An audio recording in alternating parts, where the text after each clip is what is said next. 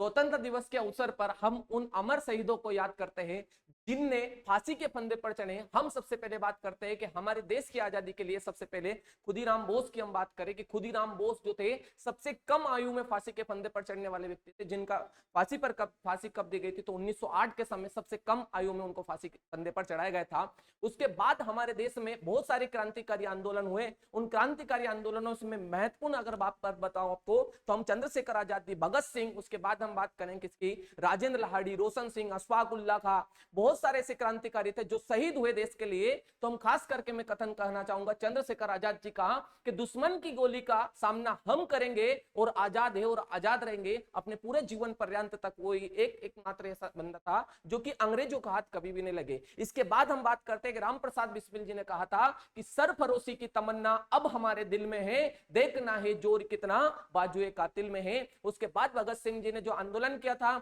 जो क्रांति की थी, भगत सिंह जी का जो जन्म हुआ था 1907 के समय हुआ था। उसके बाद पहली बार जब जलियांवाला बाग की घटना हुई, उसके बाद अपने जो गांव में, गांव से निकलकर जलियांवाला बाग तक पहुंचा था। उस समय कितना साल का बच्चा, 13 से 14 वर्ष की एज में हमारा था बालक। उसके बाद उसके अंदर देश का प्रति प्रेम की भावना जागृत हो गई थी कि हम देश के लिए मैं लड़ूंगा। उसके बाद 1 साल बाद ही 15 साल की आयु में ही गांधी जी के असहयोग आंदोलन में शामिल हो गए थे।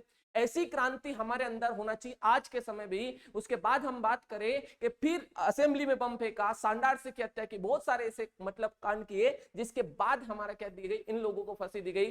सुखदेव हो गया, राजगुरु हो गया, है ना, भगत सिंह, इनको फांसी दी गई। लेकिन इसके पहले काकोरी कांड के लिए राजेंद्र लाहिड़ी, अशफाक उल्लाह खां, रोशन सिंह और उसके साथ राम प्रसाद बिस्मिल को भी फांसी की सजा हमारी सुनाई दी गई, तो फांसी भी दी गई थी। तो उन्हीं अमर शहीदों को आज हम याद कर रहे हैं और उन्हीं अमर शहीदों के लिए मैं नमन करता हूं आज के दिन। और सभी देशवासियों को स्वतंत्रता दिवस की बहुत बहुत शुभकामनाएं देना चाहता हूं। आज हमारे देश की बात करें तो 78 ईयर हमारे हो गए, लगभग 78 साल हमारे देश को स्वतंत्रता आजादी मिली हो गई है। और उसी के आधार चल रहा हमारा लोकतांत्रिक गणराज्य हमारा बना हुआ है, जिसके आधार पर आज हम इतने ऊंचाई तक पहुंच गए हैं देश में। तो सभी को बहुत बहुत शुभकामनाएं CSC 24 एकेडमी की तरफ से।